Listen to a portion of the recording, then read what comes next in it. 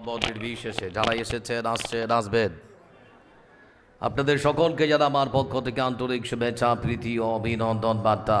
কেমন আছেন আপনারা? পিছনের মানুষগুলো বিজেপি করেন নাকি গো? কেমন আছেন আপনারা? আমাদের ভালো রেখেছেন কে?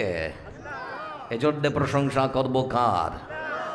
সুখের সময় প্রশংসা হবে কার? আর দুঃখের সময় প্রশংসা করব কার? বিড়ি খাওয়ার শেষে প্রশংসা করবেন কার? তখন নাকি এ তো সমস্যা। বলে হুজুর আপনি না বলুন, আমরা বিড়ি খাওয়ার শেষে দোয়াটা অন্তত শিখে গেছি নাকি, আল্লাহুম্মা বারিক লানা ফিমা বিড়ি টানা।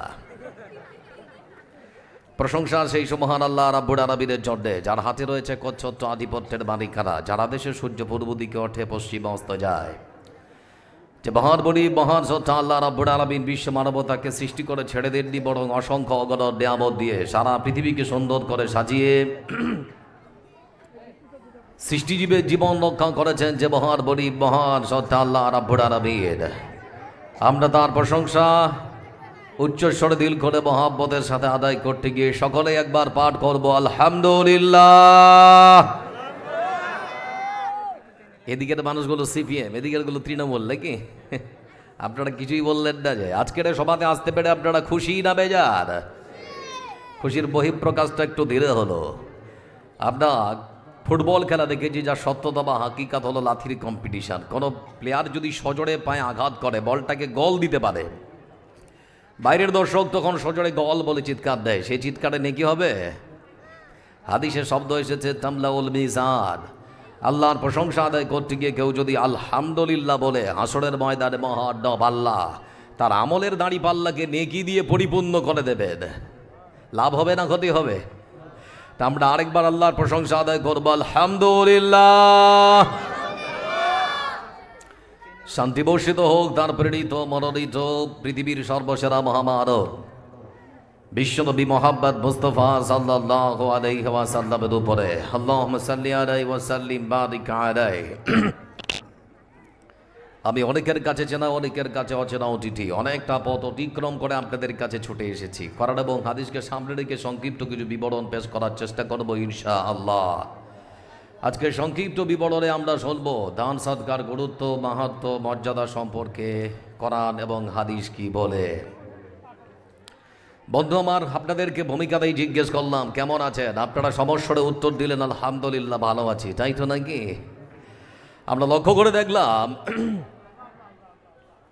জানুয়ারি মাসের 22 তারিখে মুসলমানদের ঐতিহ্যবাহী একখানা মসজিদ, উত্তরপ্রদেশের অযোধ্যা নগরীতে বাবরি মসজিদের কথা বলছি, সে জায়গায় বিশাল বড় রাম মন্দির নির্মাণ করে সেখানে 22 তারিখে ভারতবর্ষ জুড়ে ধুমধাম করে শ্রীরামচন্দ্রের প্রাণ প্রতিষ্ঠা করা হলো। এই দৃশ্য দেখার পরে মুসলমান ভালো থাকে কেমন করে?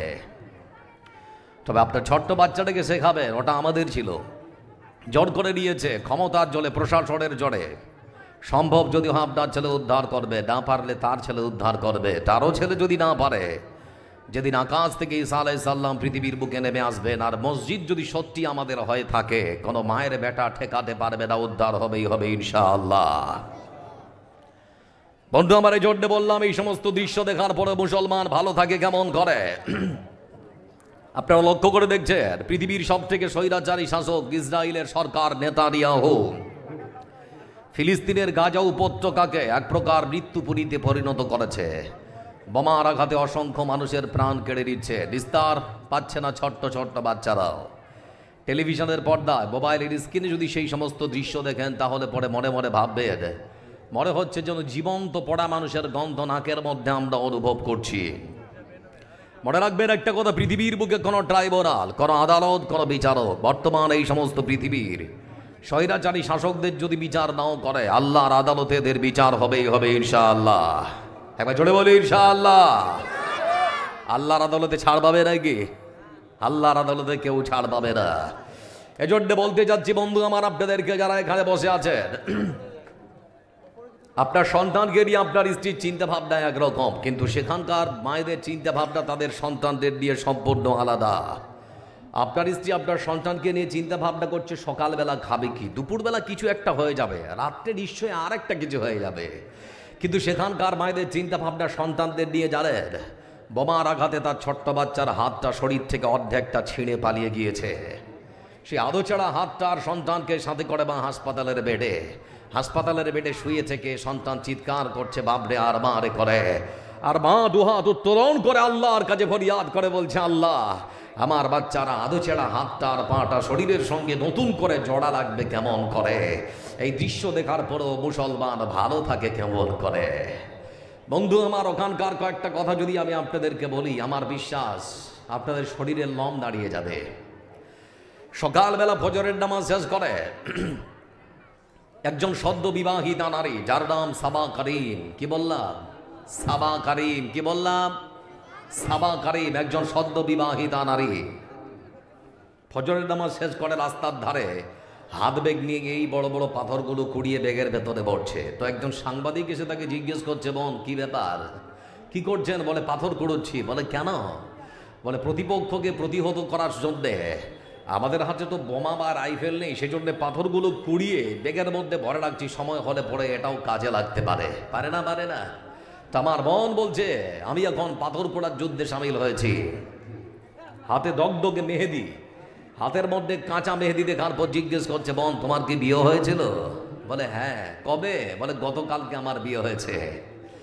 তো বলছে, আপনি আশ্চর্য মহিলা, তো আপনার উচিত ছিল আপনার স্বামীর সঙ্গে আপনার বাসর রাত্রে সুমধুর সময়গুলো কাটানো, কিন্তু সেটা না করে আপনি আজকে পাথর পোড়ার যুদ্ধে সামিল হয়েছেন। আপনার মাথা তো খারাপ হয়ে গেছে। তো এইরকম করে যখন বলেছে, আমার বোন তখন উত্তর দিচ্ছে, ভাই আমার, আমি হচ্ছি ইসলামের প্রথম শহীদ মহিলা সুমাইয়া রাদিয়াল্লাহু তাআলা আনহার উত্তরসূরি। যে সুমাইয়া রাদিয়াল্লাহু তাআলা আনহাকে আবু জেহেল বলেছিল মুহাম্মদকে গাল দে, তাহলে মেরে ফেলবো।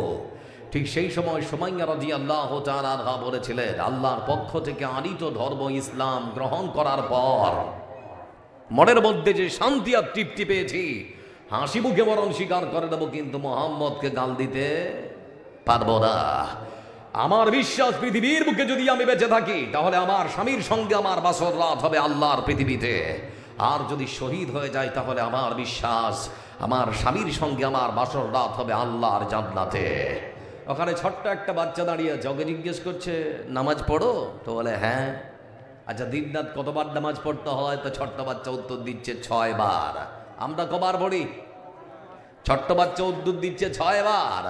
তো বলে, বাবু নামাজ তো ফজর, জোহর, আসর, মাগরিব আর এশা। বলে চাচা ওটা আপনাদের জন্যে। বলে আর একটা বেশি কি? বলে আর একটা বেশি যেটা আমাদের জন্যে, সেটা হচ্ছে জানাজা। অনবরত আমরা 5 ওয়াক্তের নামাজের সাথে জানাজার নামাজ প্রতিদিন পড়তে হচ্ছে। এজন্য মনে হচ্ছে আমাদের জন্যে নামাজ ফজর, জোহর, আসর, মাগরিব আর এশা, তার সঙ্গে আর একটা যার নাম হচ্ছে জানাজা। মনে রাখবেন বন্ধু আমার, ঘুমিয়েছেন, ঘুম ভাঙলে সকাল, না ভাঙলে পরকাল।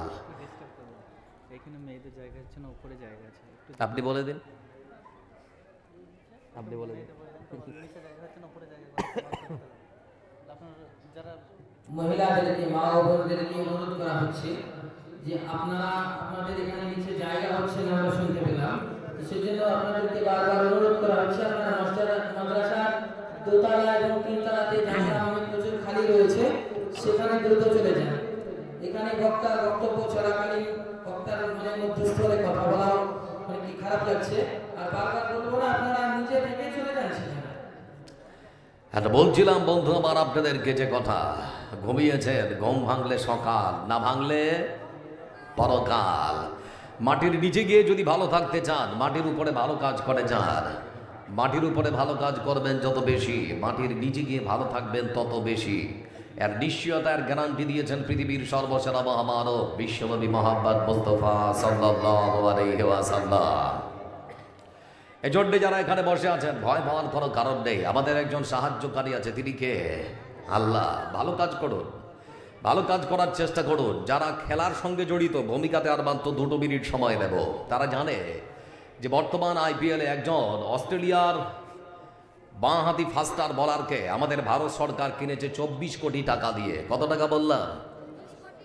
একটা ওভার করার জন্য তার পেছনে খরচ করা হয়েছে আনুমানিক প্রায় 60 লক্ষ টাকা। তার মানে একটা বলের পেছনে খরচ করা হয়েছে 10 লক্ষ টাকা। ভাবতে পারেন, একটা বিদেশির শুধুমাত্র তার খেলার জন্যে তার পেছনে খরচ করা হয় আনুমানিক প্রায় 24 কোটি টাকা।